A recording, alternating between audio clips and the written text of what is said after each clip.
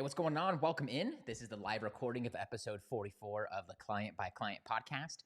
If this is your first time here, maybe even your first time meeting me, just drop first into the chat. Would love to say hi. If you're a repeating offender, say I'm back. Would love to say hi and see how things are going. I hope your Friday has been amazing so far. Mine has been extremely peaceful, full of tackling goals, doing the things that I want. I'm very thankful for that today. I was walking around getting this set up. I have to disassemble a couch to get some soundproofing here in this room because there's not much furniture and hardwood floors. But I'm just thankful that I'm able to today be in charge of my schedule, do what I want. Right after this, gonna make some eggs with some turkey sausage. Just had a marshmallow protein treat. It's like a Rice Krispie bar, but we make them with Magic Spoon cereal. It was delicious. Had like a protein Greek yogurt before. It was just amazing. A little bit of honey in it. No better way to start the day. So hope your Friday's off to a great start. That said, let's hop into today's episode. If I nail this, if I play full out, if I deliver exactly what it is that's in my heart that I want to deliver, then I feel like this might be one of the more or the most, at least to date, impactful episode that we've done of the Client by Client podcast. So I don't want to waste it on this intro with you guys. Let's hop in and let's just do this together, and I'll share more of what's going on in that sense. Hey, what's going on? I'm gonna start that one more time. Let me get my notes here. All right, here we go. Hey, what's up? Jeremy here from whatupjeremy.com, back with another episode of Client by Client. Thank you so much for tuning in. On yesterday's episode of the podcast, we got down to the nitty-gritty with really the entire intention of this show. My goal is to help you get clear on exactly what to do to attract in 3 to 5 clients every single month to your coaching program with organic marketing. And once you do that, we want to get you to doing that every single week. So we take you from getting 3 to 5 clients, your first ones, and then we get 3 to 5 clients every month consistently, and then we get you 3 to 5 clients every week. And when you do that, you have the recipe for a 30K plus a month business. But all of that cannot be possible, the client by client method, without organic marketing. So I want you to do all of that and help you with all of that using just organic marketing. But a lot of you are posting on social media and still not getting clients. You're posting because some coach is telling you to post. Maybe you're hearing that from me, or you're seeing that I'm posting. You're like, okay, let me go and post. But there are a lot of people telling you to do different things. They may not be telling you how to do them correctly. So if you're focused on organic marketing and you want to be attracting in clients for your coaching program, backtrack to episode 43 and try some of the tips and ideas that I give you so that you can actually unlock the next stage, move past where you're at, and start attracting in clients organically with just organic social media. In today's episode, we're going to take a quick pause on the strategy and on the tactics and on the what buttons to press to actually get the clients. And I want to zoom out a little bit and talk about something, but I want to talk about something a little bit deeper.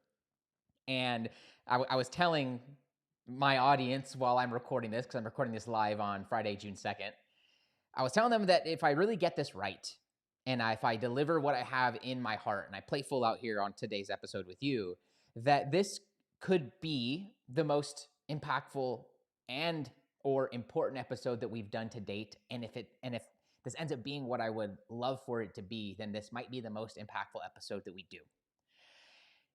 And what I want to talk about and share with you is this idea that plagues, I think, everybody. And that if we can become just a little more conscious about it, we might live more peacefully, we might flow more freely, and we might just be able to set ourselves up to attract in more situations and experiences that we're wanting to have in our lives. And it's the idea of the should. 2015, I was listening to a podcast by podcast answer man, Cliff Ravencraft. Shout out to Cliff. Hope you're still doing all right. It's been a couple years since I checked in on you. Actually got to meet Cliff at Podcast Movement a couple years before that. And so his show was just super impactful to me because at the time I was helping podcasters specifically. So it's also interesting now, almost 10 years later, having my own show. Barely having my own show now these days, right? 44 episodes in. And Cliff talked about, and if my memory jogs correct, a lot of people were projecting on him. They were telling him what he should do. And it was starting to get to him. Cliff is a very humble man, and If my memory jogs correct about his whole journey, he kind of came up from nothing, really had it hard, and didn't have it the easiest on his way up in the industry. And once he got some notoriety, had people just projecting on him their views and their opinions. And that can become extremely overwhelming because there's the off chance that you might take that on and that someone else's thinking becomes your own. That's outside of us. And then on top of that, we're already looking at the world, at celebrities, at perfect branding and marketing with perfect looking human beings. And then we're looking at ourselves and maybe not living up to the artificial intelligence, the photoshopping going on, maybe living up to the ideal that everybody has in their perspective of us, whether it's us as men, us as women, you with whatever race you are, you with whatever religion that you are. There's all these expectations to live up to. And hardly anyone is living up to their own expectations, yet we're creating expectations for everyone. We are projecting onto others what kind of expectations they should have. And so Cliff shared this thing that has always stuck with me of not shoulding on others and not shoulding on yourself. And I think it's quite fitting that it sounds like another word. And it sounds like the derogatory term for feces, right? Like when I say don't shit on yourself, you might think that I'm cursing at you. I can't recall if it was Cliff, but maybe it was, or it was someone he brought onto his show, and they were talking about this concept too. This was back in the day. I don't even know if I could find this episode anymore. And it was either Cliff or one of his guests, and they explained that every time someone is talking to them and they say, you should do this or you should do that, or he in his own mind says, maybe I should do this or I should stop doing that or I shouldn't do X, Y, or Z, he pictures almost like a bucket, a never-ending bucket of human feces just falling all over him and completely coating him from head to toe. Because that's what happens when you should on yourself, and that's what happens when you should on someone else. You're shitting on them. You're shitting on their dreams. You're shitting on their expectations. And so this concept of the should and the shouldn't is what I want to zero in on here today. And I want to help the maybe one or two listeners right now that are maybe shooting on themselves and they're holding themselves back. And I also want to help that one or two person here that might unconsciously be shooting on others and putting them down and holding them where they're at. And what they might not know or see is that they're in turn they're doing that to themselves. And by not focusing on themselves, by not focusing on the things that are a part of their vision and their dream reality, and they are instead taking themselves away from that to impose their will, to impose their thoughts and expectations on someone else, when chances are you may not be living that yourself, or you may not be living up to your own full expectations. And we're unconscious when we do this, but I want to bring this to light to help the one or two people in both of those buckets and to share this valuable lesson that has served me in many ways over the last couple years. So I want to talk about not shooting on yourself and not shooting on others. Before we get into my tips for doing this, let's talk about what happens if you don't get this right. I think it's clear, but I also think it's worth revisiting. The first thing that happens is if you are shooting on yourself, you are all day long thinking about, should I do this or should I do that? Or you're doing something, you're like, crap, I should do something else. I should do this other thing. I should add in paid traffic. I should add in this other strategy. Okay, I see Jeremy's doing a podcast. Maybe I should podcast. I see Jeremy's doing a video podcast and I have an audio podcast. Maybe I should do live streaming just like him. I'm just giving you a small example. And I'm using these examples because there are many times myself, I look at what others are doing and I wonder, should I do that? The first thing that happens when you're having those thoughts is that you start to believe the shoulds and they can lead you massively astray. And on top of that, you start to internalize that negative talk, and that becomes the narrator, the narration voice that's going on in your mind. It's all negative, and it has this basis, this foundation of you are not enough baked into it. That's the first thing that happens, is that you start to believe the negative self-talk, and you kind of create this endless loop, and you become the negative self-talk person. The second thing that happens when that happens is you will unknowingly, little gnat, is that you will unknowingly begin attracting in and calling in more of those experiences from the outside world through others to impose their views, their self-expectations, their lack of meeting their own expectations, and they'll start projecting that on you. It's like almost interesting. Someone who gets bullied, right, in their life, it's almost like they get bullied until they figure it out. They get bullied in all of these other areas because they're bullyable.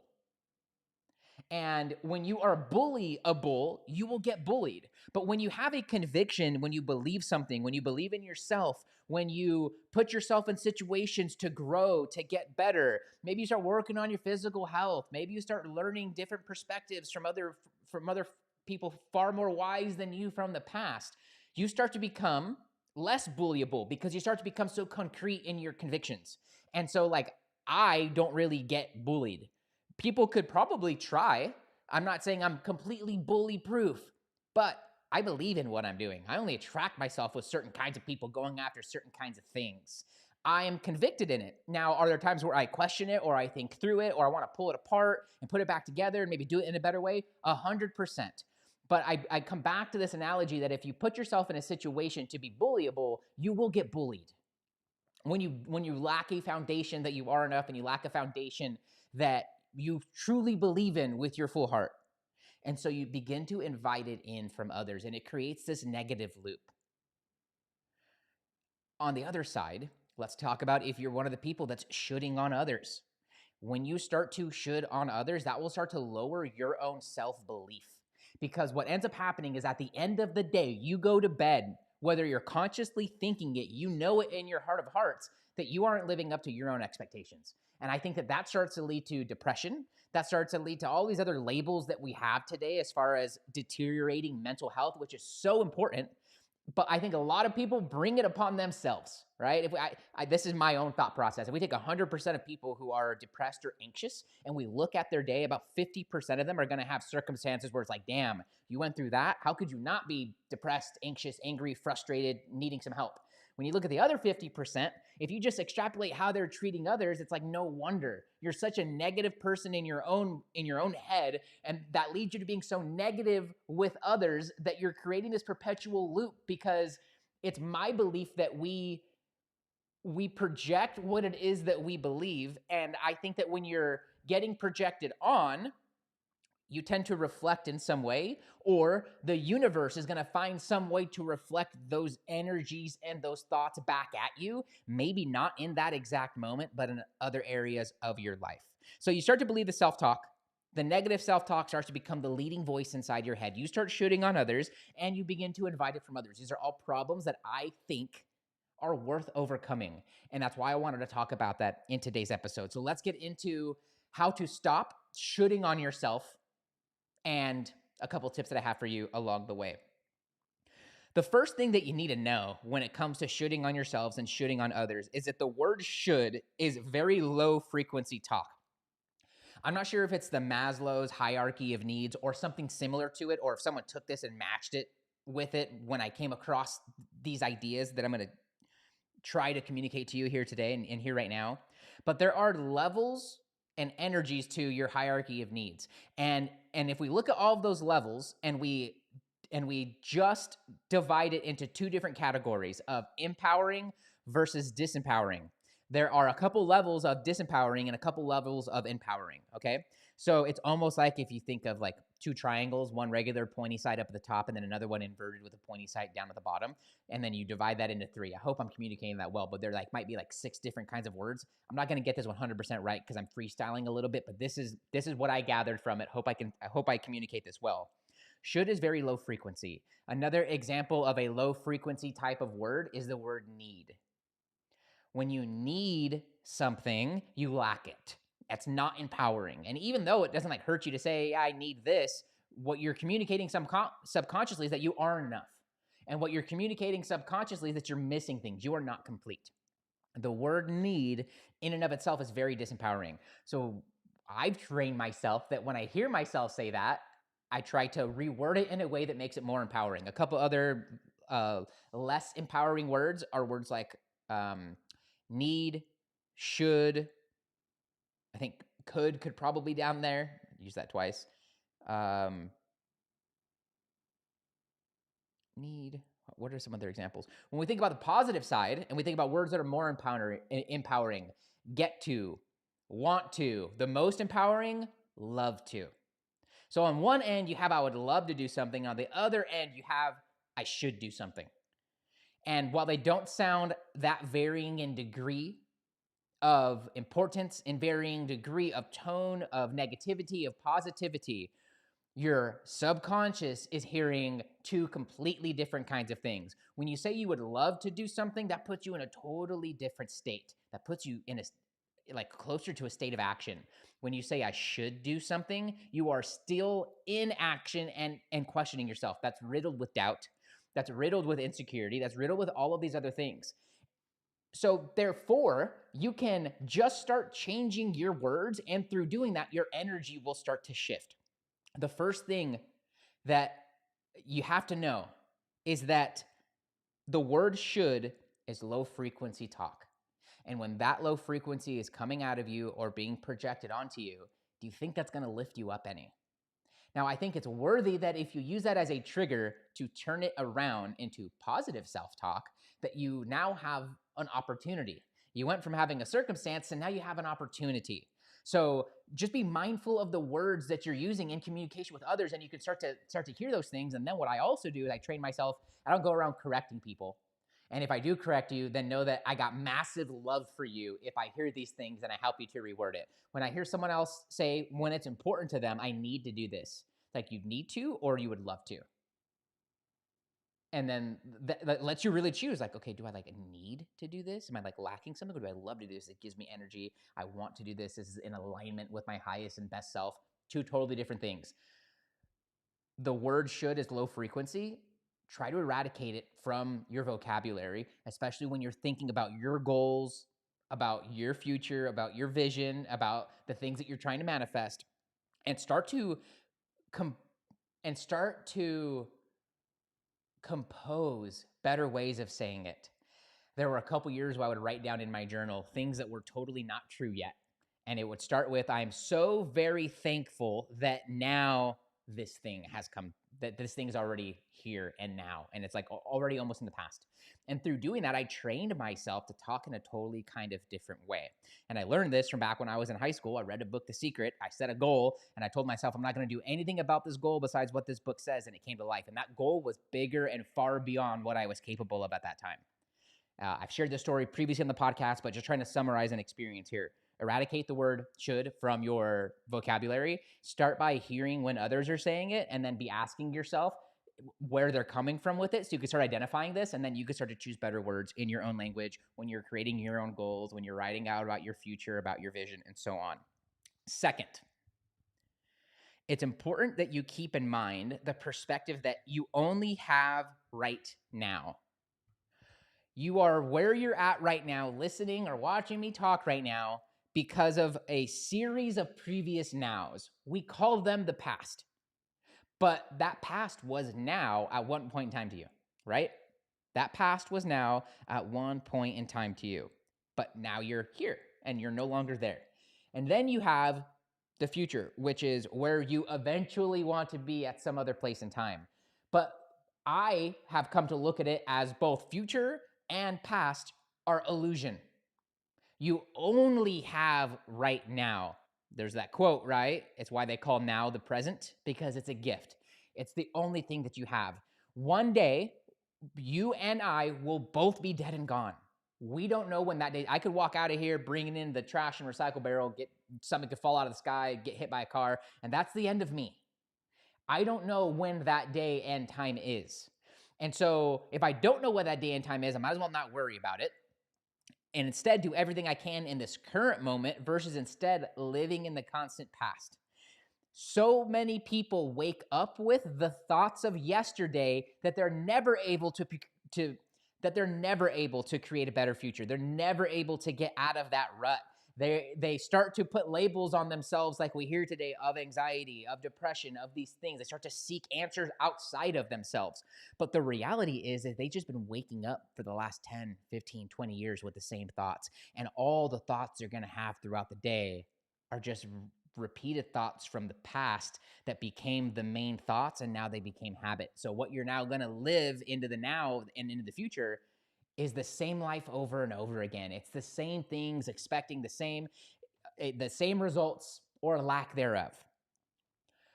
You only have right now to turn it around. You only have right now to be working on yourself. is the word should and shoulding on yourself. Can that be eradicated from you? If you've been in this habit for the last 10 years, you're going to have a little bit of work to do. But I promise you that this work is worth embarking on, because in doing this, you are going to empower yourself. And when you are more empowered, everything around you starts to change, and it starts with the people. And sometimes those people change because in order for them to continue resonating, being able to be around you, they have to make that change. People come and go. And what you'll notice is that in your life is that when you change is oftentimes when the people come and the other people go. It's because your vibration changes. And a lot of people want to just pigeonhole you into you being the past version of yourself that they're comfortable with, where you're not better than them, where they know what to expect, where you're predictable. And therefore, they want to pigeonhole you. And people, I don't think, intend to do this. I think they feel like they're going to lose something. And when humans, in human nature, have an itch of losing something, we go into a survival mode. You'll see this in intimate relationships. You'll see this amongst childhood friends. You'll see this with the people that you care about the most. So when you change your vibration, the things you're looking at don't change. You change. Therefore, the things you're looking at start to take different shape and different color and different meaning. And then the people around you will start to view you and those changes. And something will happen. They'll either choose insecurity and lack and fear and create a problem with you, or they just won't be around anymore. They'll start contacting you a little less, which I don't think is the biggest loss. I think that could be a win for a lot of you, to get rid of toxic people and to have those toxic people just politely excuse themselves from your presence. And then you have the other folks who are dying to be around empowered people because they themselves have done or are doing that deep work.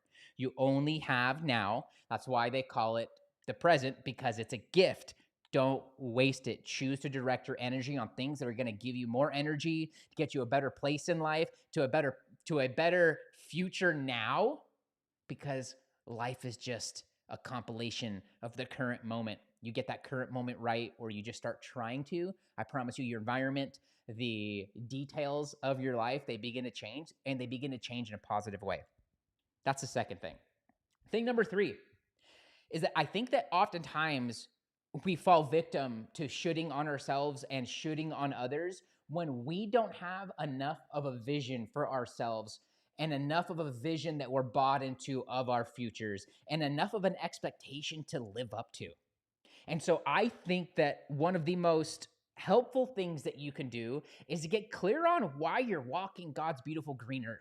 And if you're here right now, listening to this, alive and breathing right now, you're here for a reason. And it's up to you to find that reason, to find that meaning, or to give your life reason and meaning. There's a book I often reference here, which is The One Thing by Gary Keller. And there is a power in the number 1. This is why there are 7 ones that we follow. These were inspired by my coach. He had 5 ones. I have the 7 ones. The 7 ones are one niche. The 7 ones are 1 goal, 1 niche, 1 growth tool, 1 conversion method, 1 year, 1 hour a day, and the last one that I'm missing. Let's pull these up real quick, because I want to share these with you, because I think they're pretty helpful. Let's see here. Get clients. And it's been a little while since I shared it, so I need a little bit of a refresher on my own stuff. Let's see here.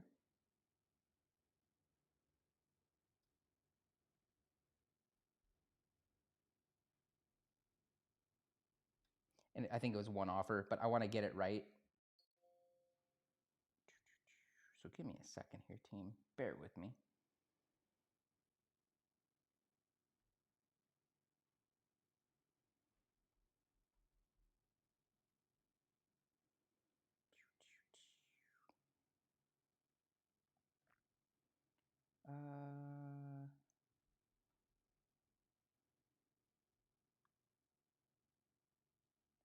It was a long time ago I came up with this. Let's see here.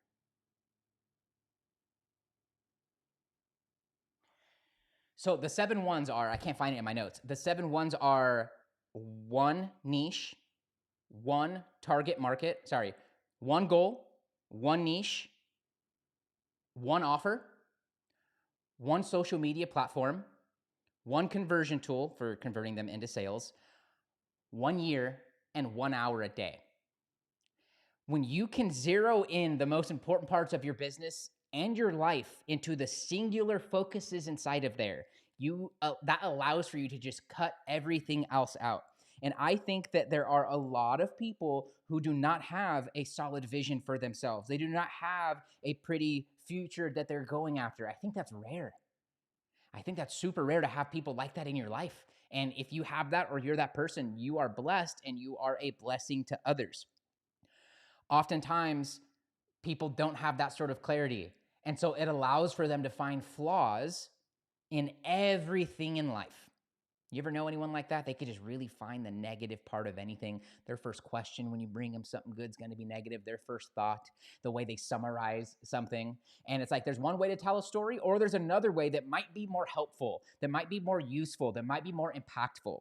And when you have the clarity of the one thing that you know you need to work on, or that you are working on, or the one task you just need to get done this year, this month, this day, this hour, you start to stop looking at things in a certain way and you start to just direct your energy into creation and into creating and into others and into relationships in a positive standpoint. And what you do is you start hearing people say these words and you help them to change it when it comes down to their goals, because you become the kind of person, or you are the kind of person that asks about other people's goals, who cares about other people's goals, who holds them accountable to it, who pictures a better, higher and best version of others in your life, and you try to hold others and to allow for them and provide them experiences to rise to those occasions and to rise to that higher self. I think that the kind of person that can do that is extremely rare. It's something that I aspire to. It's something that I'm still learning to do at this point in my life. But when you have the kind of clarity in your business and in your life that involves that power of one, where you just know that this is the one thing I got to do in this area, you start to live a whole kind of different life. So whether you are getting that clarity from a therapist, from a counselor, or from a mentor or an advisor, or even going so far as to saying, I'm kind of wishy-washy in my business, and then you go and hire a business coach instead of joining a low-ticket membership, or instead of joining a $1,000 course, which isn't going to, it might be better than you not having anything, but you need to get around real people that you can actually chat with and ask questions with and be around and build relationships and connections with when we think about the business sense and when we think about the personal sense, all right? There's power in just admitting. There's power in communicating things with other people that you hold in to yourself. And so if you want more reading on this, it would behoove you to read The One Thing by Gary Keller and to have that one focus. Like when it comes to business, guys, I've cut out a lot. And there was a point in my time where I was the business opportunity person and people come to me with all the opportunities. And now I get far less of those. And I'm far more thankful because I'm so dedicated, because I'm so focused, and I'm so determined in coaching, that coaching is the one thing, and then I add other things around it to support it. And if it doesn't directly support it, I just completely ignore it. And I still get invites and opportunities from others, and I'm thankful for them, and I hear them out, and I try to ask questions and be inquisitive and to learn more about it. But I'm not going to make a decision in that moment because my long-term decision is already made that coaching is the thing. This happens when you have a relationship, right? Let's say you're on the dating scene and you go and find a significant other, whether it's long-term or short-term, you begin to, most people, cut out all of the other people and all of the rest of the dating pool to focus in on that one. And then what happens? You're able to create an amazing relationship, be intimate, go as so far as to doing miracles in creating human beings. This is the power of one relationship, right? The power of focusing on the one thing that's going to bring you forward. So this tip was to hopefully help you take you further. Check out The One Thing by Gary Keller. I think it's going to be impactful for you. In the next episode of Client by Client, in the next episode of Client by Client, 50% of people are never going to buy from you. I want to share with you how to be the coach that captures and lands the other 50%. So come back tomorrow. We're going to be talking a little bit of math and numbers in your market, and I want to help you put some systems in place to deter the people who are never going to buy and to start attracting in the now buyers, so you're getting clients every single week, and that you're nurturing the future buyers so that even when folks say not now or no, so to say, you start landing them in the future and you still become the coach they're visualizing themselves coming back to and being a part of their program for a very long time. Whenever you are ready Here are a few ways I can help you grow your online business. Coaches, are you still managing your pipeline and lead flow from the inbox, Messenger, and Instagram DM? Well, you're leaving leads on the table and you're leaving a lot of money on the table in the process. Well, you're losing leads in the cracks and you're leaving money on the table every single month. And that's why I created GetBookedCRM. My free my free CRM helps you get leads and turn them into clients in half the time. So if you want to feel more empowered around lead flow and what to do and how to follow up, then be sure to drop me the letters CRM wherever you're listening to the show, or find me on Instagram and send me a DM with the letters CRM. Second, join my free group for online coaches. I've got almost 1,000 coaches in my Leverage Coach group where I share helpful resources, weekly trainings, and you get digitally shoulder to shoulder around coaches from all over the world. They're just a step ahead of you at the exact same step or one small baby step behind, and all ships rise in a high tide. So you're going to hear their wins, see their wins, and even have a place to share yours. All you have to do is message me the word group or drop the word group wherever you're listening to the show, and I'd love to send you over an invite and have you in to be a part of it. Lastly, become my next success story. I'm getting a couple coaches together this month to implement my strategies for injecting 15K worth of new clients or doubling your online client roster over the next 30, 60, 90 days. But I'm very picky about who I work with, so this is only for you if you are a relationship-focused coach who always puts the person ahead of the money, meaning you care. You've been coaching for at least 1 year. This is the one I'm most flexible on. As long as you're not brand new last night, keep listening to the show. Reach out for some info. I got tons of stuff in the group, but you got to be coaching for at least a couple months and not be brand new. You'd like to get 3 to 5 clients every month organically from social media without wasting money and a bunch of time on paid ads and just doing things because other people are doing them. You have at least 300 friends on a social media platform, or subscribers to a list, or members in a group. You're willing to take bold action because you know your success depends upon it. And last but most important, you can keep a secret.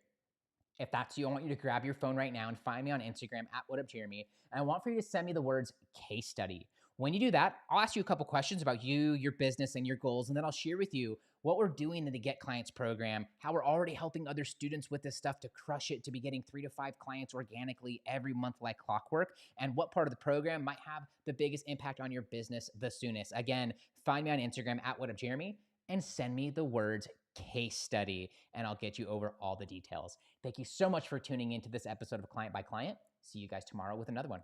Cheers. It's Friday. There's not going to be one tomorrow. I say tomorrow because when you go into the feed, there'll be another episode after. So I just try to keep that chain going, just in case you were wondering. I hope that after I edit this, that this was communicated in the way I had it in my heart, and that this hopefully does help someone now or in the future to either stop shitting on other people or to stop shitting on yourself. You deserve to be kinder to yourself. You deserve that kind of kindness, and so do the other people in your life. And so I think that this is a worthy thing to tackle, and a worthy thing to just hold in your mind and heart for the next 7 days and see, are you shitting on others, or are you shitting on yourself? When you shit on others, you are worried about them and therefore taking your own attention off your own goals, your own aspirations. And when you shit on yourself, you keep yourself very limited, and you really prevent yourself from reaching the highest and best version of yourself. So I hope that this really connected with you, and I hope that you found some part of today's show helpful. Next week, we're coming back 5 more episodes, and just building off of what we'll be doing here on Client by Client. So if you made it all the way through to the end, will you just drop a big red heart emoji? That will be my cue to know that you made it all the way to the end. Would love to show you some love. And let me know, do you have anything fun coming up for this weekend? And what are you going to be up to? That's it for me, guys. I'll see you guys back on Monday. Cheers.